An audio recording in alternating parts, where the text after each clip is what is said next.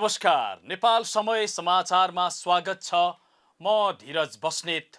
सुरु गरौं प्रमुख खबरका शीर्षकहरूबाट। सरकारले प्रतिपक्षमाथि दोष थुपारेर वित्तीय सङ्कट सिर्जना गर्न खोजेको एमालेको आरोप। बजेट पारित नगरेर किन संसद बैठक सारियो भन्दै माग्यो सरकारसँग जवाफ।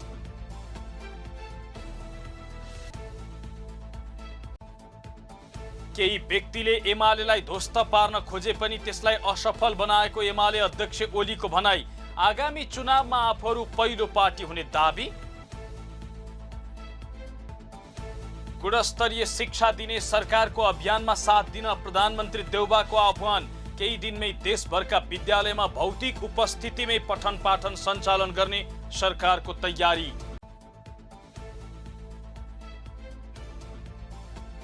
बुधबार शेयर बजारमा 40 अङ्कको पहिरो। कारोबार रकम 5 अर्ब 35 करोडमा खुम्चियो।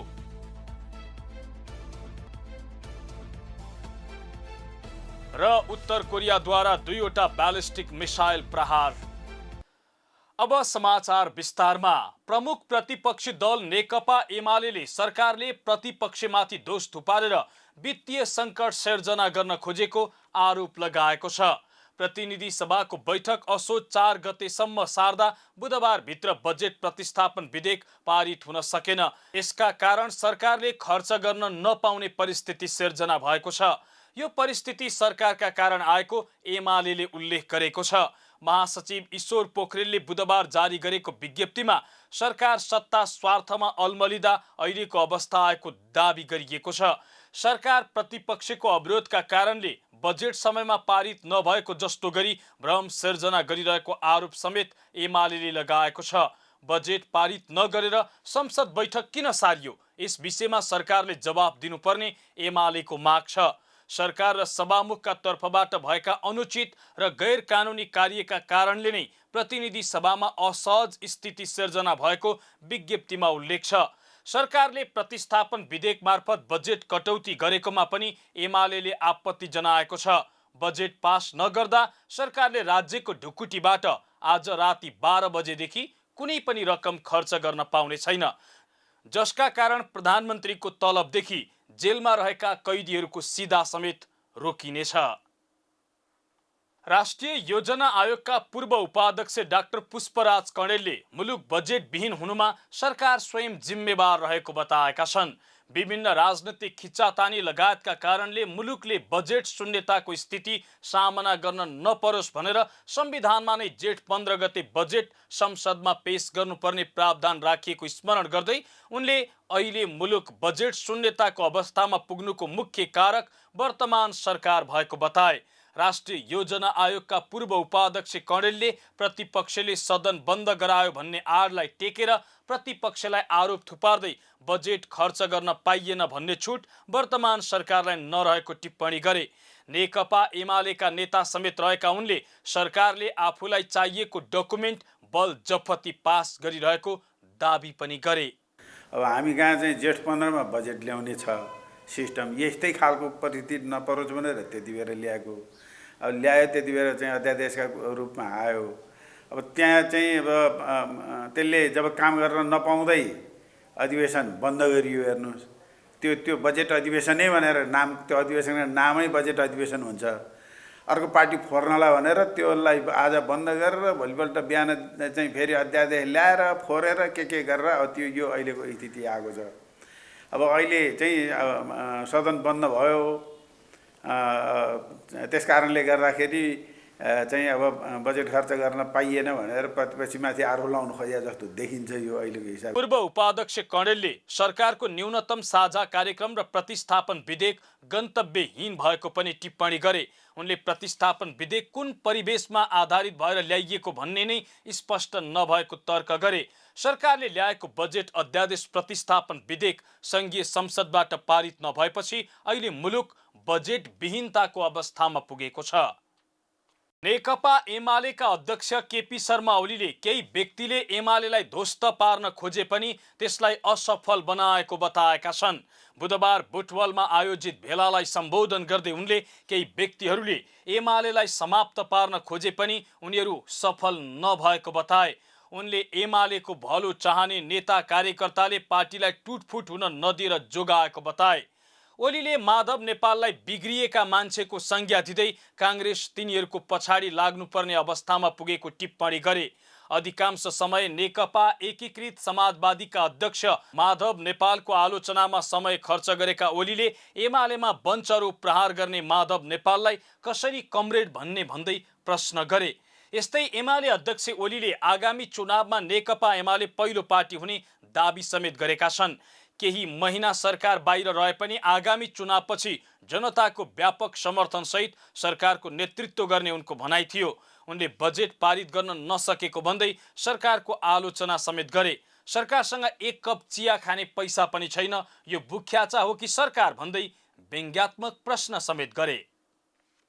सत्ता साझेदार नेकपा माओवादी केन्द्रका अध्यक्ष पुष्पकमल दाहाल प्रचण्डले संविधान संशोधनका लागि सडक सङ्घर्षमा जानुपर्ने अवस्था आउन सक्ने बताएका छन्। अध्यक्ष दाहालले पार्टीले हालसम्म हासिल गरेको उपलब्धि युद्ध वा सडक सङ्घर्षकै प्रतिफल भएको उल्लेख गर्दै संविधान संशोधनका लागि पनि सडक सङ्घर्षमा जानुपर्ने अवस्था आउनेतर्फ चिन्तन मनन गर्न पनि पार्टीका नेता कार्यकर्तालाई आह्वान गरे।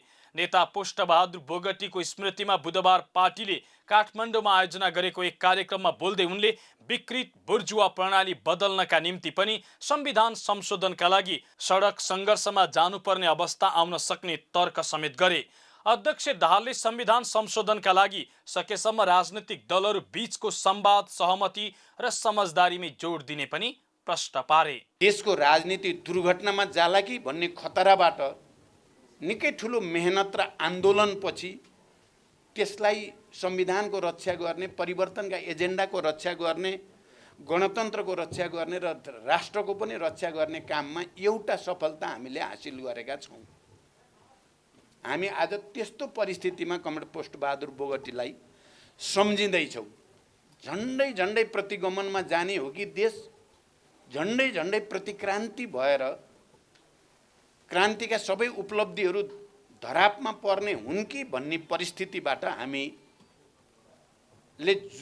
जोगाएका छौँ, नेपाली जनताले जोगाएको छ।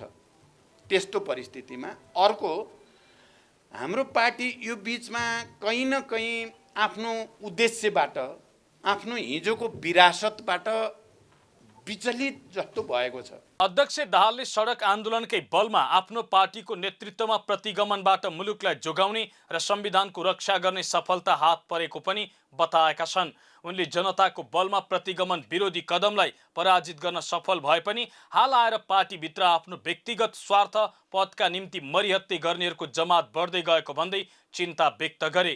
पार्टी बनाउने भन्दा गुट बनाउने धन्दा पनि पार्टीभित्र देखिएको उनको भनाइ थियो। अध्यक्ष दाहालले नेपाल राष्ट्र र नेपाली जनताको रूपान्तरणमा नेता बोगटीले खेलेको भूमिका सदा स्मरणीय रहने पनि बताएका थिए।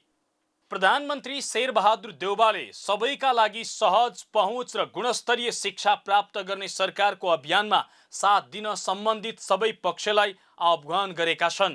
प्रधानमन्त्री देउवाले सामुदायिक विद्यालयहरूको शिक्षामा गुणस्तर अभिवृद्धिका लागि सरकारले विभिन्न शैक्षिक कार्यक्रमहरू सञ्चालन गरिरहेको पनि बताए। जापान सरकारको सहयोगमा निर्माण गरिएको ललितपुर स्थित नमुना मछिन्द्र माध्यमिक विद्यालय भवनको बुधबार उद्घाटन गर्दै उनले अब सबैको ध्यान गुणस्तरीय शिक्षामा केन्द्रित हुनुपर्ने बताए। प्रधानमन्त्री देउवाले 2072 सालको विनाशकारी भूकम्पले ध्वस्त बनाएका विद्यालयहरूको भौतिक पूर्वाधार निर्माणको काम सकिने अवस्थामा पुगेको उल्लेख गर्दै अबको सम्पूर्ण ध्यान त्यहाँको गुणस्तरीय शिक्षामै केन्द्रित हुने विश्वास समेत व्यक्त गरे। गुणस्तरीय शिक्षाका सबैको ध्यान, गुणस्तरीय शिक्षामा सबैको ध्यान केन्द्रित हुनेछ। सबैका लागि सहज पहुँच र गुणस्तरीय शिक्षा प्राप्ति आजको आवश्यकता हो। यस अभियानमा सबै पक्ष केन्द्रित हुन सबैमा हार्दिक अनुरोध गर्न चाहन्छु। सामुदायिक विद्यालयको शिक्षामा गुणस्तरीय अभिवृद्धि गर्ने नेपाल सरकारले विभिन्न शैक्षिक कार्यक्रमहरू सञ्चालन गरिरहेको र भविष्यमा थप कार्यक्रमहरू सञ्चालन गरिरहेछ। विद्यालय शिक्षा स्थानीय पालिकाको मुख्य जिम्मेदार रहे तापनि संघीय सरकारले स्रोत साधन र अन्य कार्यक्रमसहित विद्यालय शिक्षाको विकास व्यवस्थापनमा सहयोग गरिरहेको छ। उद्घाटनका अवसरमा प्रधानमन्त्री देउवाले सो विद्यालयले दृष्टिविहीन बालबालिकाको पठन पाठन गराउँदै आएकोमा खुसी समेत व्यक्त गरे। कार्यक्रममा बोल्दै ऊर्जा, जलस्रोत तथा सिँचाइ मन्त्री पम्फा भुसालले मुलुकको शैक्षिक, सामाजिक तथा आर्थिक क्षेत्र निर्बाध रूपले सञ्चालन हुने गरी सरकारले कोरोना विरुद्धको खोप अभियानलाई प्रभावकारी रूपले अगाडि बढाइरहेको दाबी गरिन्। कोभिडको महाविपत्तिले त्यो आइटीको प्रयोग गर्न पनि सबै क्षेत्रमा शिक्षाको पठन पाठनदेखि अन्य जीवनका सबै क्षेत्रमा प्रयोग गर्ने एउटा सकारात्मक मतलब हामीलाई सिपको पनि फेरि यो कोभिडले पनि विकास गरिदिएको छ। भूकम्पले हामीलाई पुनर्निर्माणद्वारा अगाडि बढ्ने र कोभिडको महाविपत्तिले फेरि हामीलाई 21औं शताब्दीको नयाँ विकास प्रविधिको प्रयोग गर्न सक्ने बनाइदिएको छ र यो शैक्षिक क्षेत्रले पनि पठन पाठनमा त्यो प्रविधिको जसरी प्रयोग गरेको छ र अब हामी खोपद्वारा नै यसलाई निरूपण गरेर जान सक्नेछौँ र समाजका शैक्षिक लगायतका सबै आर्थिक सार्वजनिक जीवनहरूलाई चाहिँ फेरि निर्बाध ढङ्गले सधैँ जस्तै गरेर अगाडि बढाउन अगाडि बढ्नेछौँ। अहिले सरकारले र सम्माननीय प्रधानमन्त्रीज्यूले खोप खोप खोप मात्रै पहिलो उद्देश्य भनेर सम्बोधन गर्नुभएको थियो र त्यसको कार्यान्वयनमा अहिले हामी त्यही ढङ्गले लागिराखेका छौँ। जाइकाको आर्थिक सहयोगमा निर्माण गरिएको मुख्य शैक्षिक भवन 25 कोठाको रहेको छ भने 2वटा साना भवनमा दृष्टिविहीन बालबालिकाको पठन पाठन हुनेछ। सरकारले केही दिनभित्रमै देशभरका विद्यालयहरूको पठन पाठन भौतिक उपस्थितिमा सञ्चालन गर्ने निर्णय गरेको छ। स्वास्थ्य तथा जनसङ्ख्या राज्य मन्त्री उमेश श्रेष्ठको उपस्थितिमा बसेको सरोकारवालाहरूको बैठकले निकट भविष्यमा विद्यालय सञ्चालन गर्न अनुरोध गर्ने निर्णय गरेको हो। शिक्षा, विज्ञान तथा प्रविधि मन्त्रालयका सचिव रामप्रसाद थपलिया, कोभिड-19 सङ्कट व्यवस्थापन केन्द्र CCMC का कार्यकारी प्रमुख बालानन्द शर्मा, स्वास्थ्य तथा जनसङ्ख्या मन्त्रालयका प्रवक्ता कृष्ण पौडेल लगायत सहभागी बुधबारको बैठकले विद्यार्थी, अभिभावक तथा शिक्षकलाई कोभिड-19 को अभिमुखीकरण गरी निकट भविष्यमा विद्यालय सञ्चालनका लागि तयारी गर्न अनुरोध गर्ने निर्णय गरेको हो। आजबाट कक्षा 12 को परीक्षा भौतिक उपस्थितिमै सुरु भएको छ। कोरोना भाइरसको जोखिमका कारण 2 पटक स्थगित भइसकेको कक्षा 12 को परीक्षा राष्ट्रिय परीक्षा बोर्डले विद्यार्थीको भौतिक उपस्थितिमै आज बुधबारबाट सुरु गरेको हो।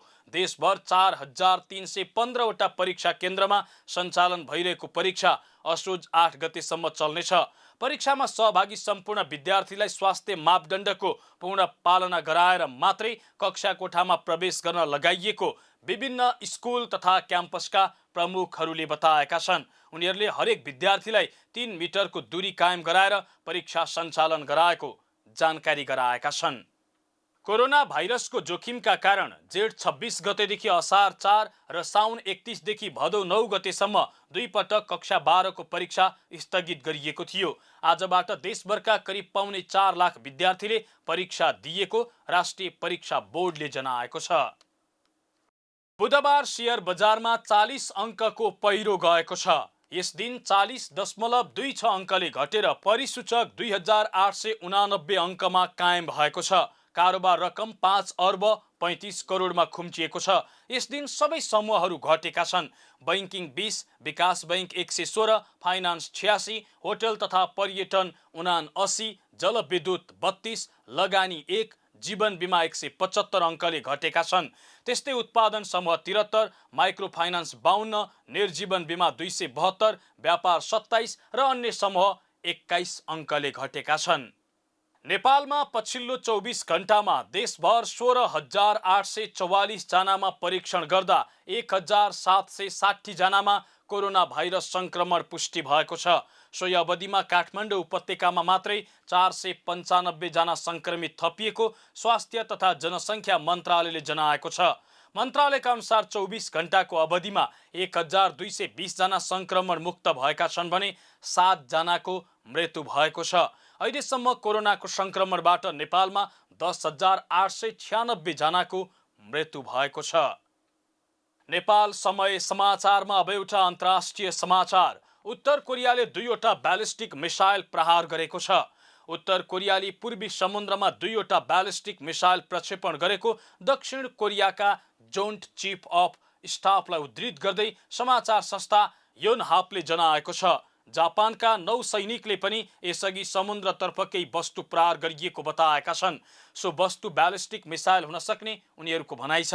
ब्यालिस्टिक मिसाइलका सम्बन्धमा उत्तर कोरिया र जापानले थप विवरण दिएका छैनन्। संयुक्त राष्ट्रसङ्घको प्रावधान अनुसार ब्यालिस्टिक मिसाइल परीक्षण प्रतिबन्धित छ। उत्तर कोरियाको परमाणु गतिविधि नियन्त्रण गर्नका लागि ब्यालिस्टिक मिसाइल प्रतिबन्धित गरिएको हो। हामी नेपाल समय समाचारको अन्त्यमा आइपुगेका छौं। अन्त्यमा प्रमुख समाचार पुनः एकपटक। सरकारले प्रतिपक्षमाथि दोष थुपारेर वित्तीय सङ्कट सिर्जना गर्न खोजेको एमालेको आरोप। बजेट पारित नगरेर किन संसद बैठक सारियो भन्दै माग्यो सरकारसँग जवाफ।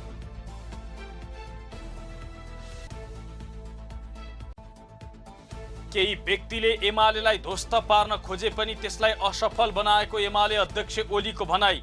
आगामी चुनावमा आफूहरू पहिलो पार्टी हुने दाबी। गुणस्तरीय शिक्षा दिने सरकारको अभियानमा साथ दिन प्रधानमन्त्री देउबाको आह्वान। केही दिनमै देशभरका विद्यालयमा भौतिक उपस्थितिमै पठन पाठन सञ्चालन गर्ने सरकारको तयारी।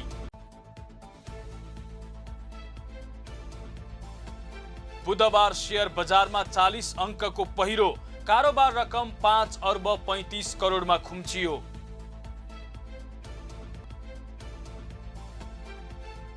र उत्तर कोरियाद्वारा 2वटा ब्यालिस्टिक मिसाइल प्रहार। हौस् त नेपाल समय समाचार अहिलेलाई यति नै। भोलि बिहान अर्को बुलेटिन लिएर उपस्थित हुनेछौँ। हामी सबैलाई बिदा दिनुहोस्। नमस्कार।